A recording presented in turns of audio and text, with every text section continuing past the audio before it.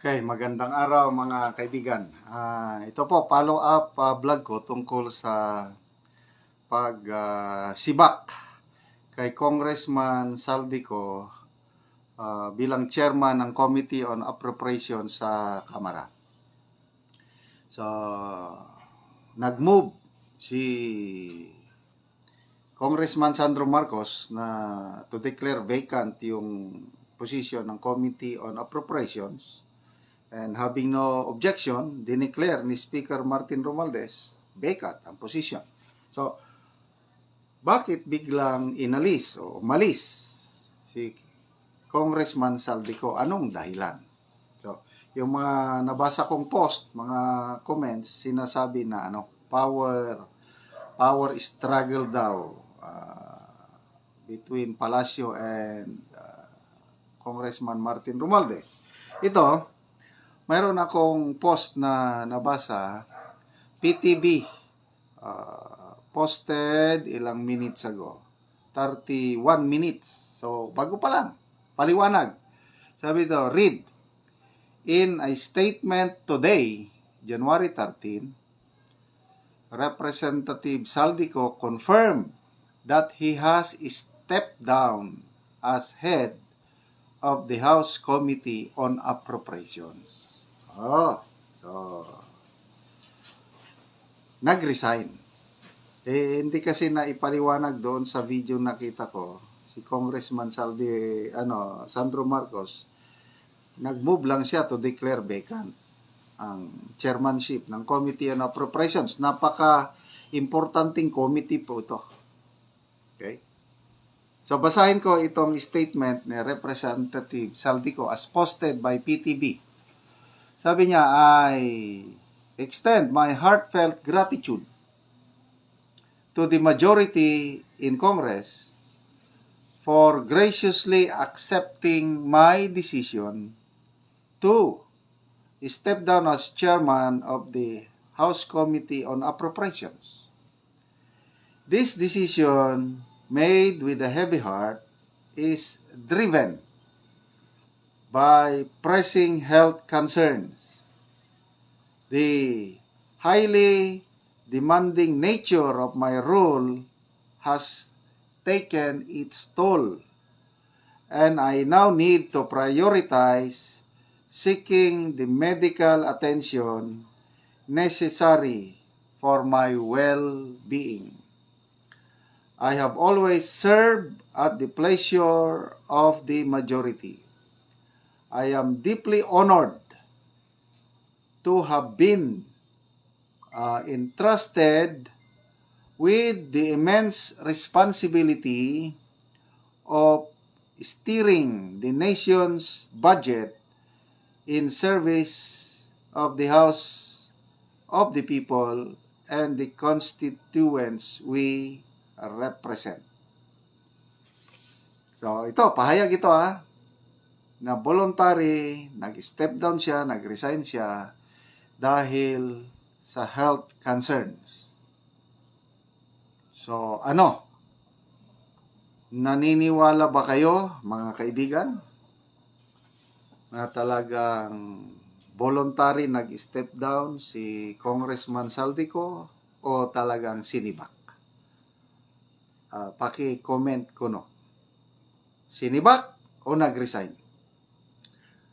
Okay, granting na nag-resign dahil sa health concern, iyan ang masama. To me, health is wealth. Kahit wala akong masyadong hawak na pera, between mayaman at malusog, pipiliin ko ang malusog. Kayo, anong mas gusto nyo? Millions o billions of pesos at may sakit ka rin? Bahalang wala akong pera. Basta malusog ako. Ang hirap kaya magkasakit. Sino ba yung nagkasakit? Si former Governor Chavit Singson. Kailan ba siya nag-announce? Kahapon ata nag-announce siya. Nag-withdraw siya sa senatorial race dahil nagkasakit siya ng pneumonia. Bago lang siyang gumaling, nagamot na yung pneumonia, at ang advice ng mga doktor, kailangan niyang magpahinga. So ako, nasasayangan ako kay Governor Luis Chavit Singson dahil inendorso siya ni Pangulong Rodrigo Duterte at yung rating niya sa mga survey pataas na ng pataas. At may pag-asa siyang manalo. At kung mananalo siya, to me, I will be very glad kung manalo siya sana, kung nagtuloy at nanalo. Kasi nakikita ko isa siya sa mga senador na tutulong sa napipintong impeachment ni VP Sara sa next Congress.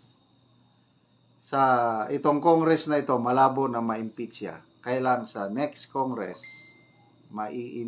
yung susubukan ulit nilang ma-impeach si VP Sara next Congress. Okay, balikan natin dito. So kung totoo na may sakit siya, ano kayang sakit?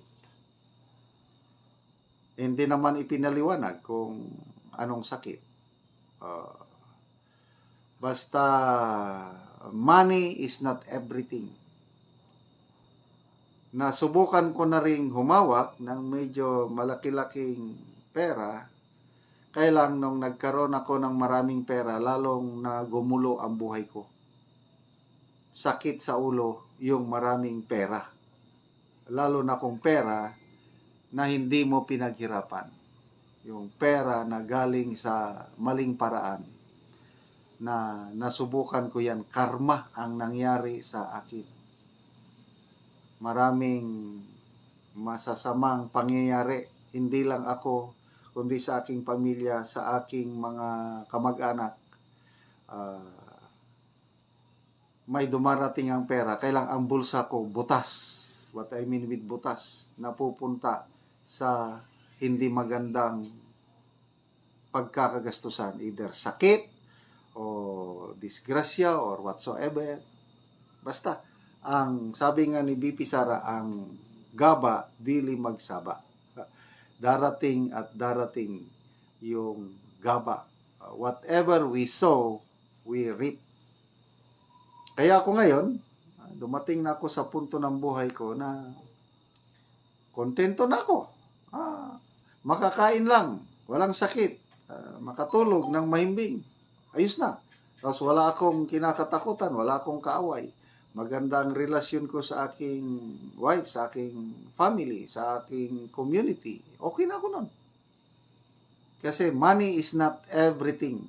Yung mga tao na nag-iisip na ang pera ang makapagbibigay sa kanila ng kaligayan, magkakamali sila. Okay? So, alagaan po natin ang ating kalusugan. Of course, we need money. Kailang yung pera, gamitin lang para sa tayo ang mag-control sa pera, hindi yung pera ang mag-control sa atin. Okay. So, yun. We wish kay Congressman Saldico ng agarang paggaling kung ano yung sakit, hindi naman niya binanggit. At kung sino man ang ipapalit, malalaman natin. Kailang, medyo ito, kaduda-dudang bagay. Yung nababasa kong comments ni na Crescent Laureta Chu, yung mga post nila, ni na Doc Lorraine Badoy, it's a power struggle. Kasi napabalita na noon, hindi naman dininay, tahimik man lang, na mayroong hidwaan between First Lady Lisa Araneta Marcos and Speaker Martin Romualdez. So, ang haka-haka, ang suspicion ng iba is ito na yung bunga ng hidwaan na yan. Malalaman natin. Complicated na yan. Nasabay pa ng Iglesia ni Cristo rally na nananawagan na wag nang ituloy ang impeachment. So ano kayang mangyari? Bukas, makalawa, malalaman na natin pagkatapos patapos na. I think tapos na ang rally ng Iglesia ni Cristo. More than pinakamababa 1.5 million ang nag-gather sa Quirino Grandstand, plus yung 13 other venues rally. So siguro baka abot ng 3 million sa estimate ko ang lahat lumahok sa nationwide rally na ito ng Iglesia ni Cristo.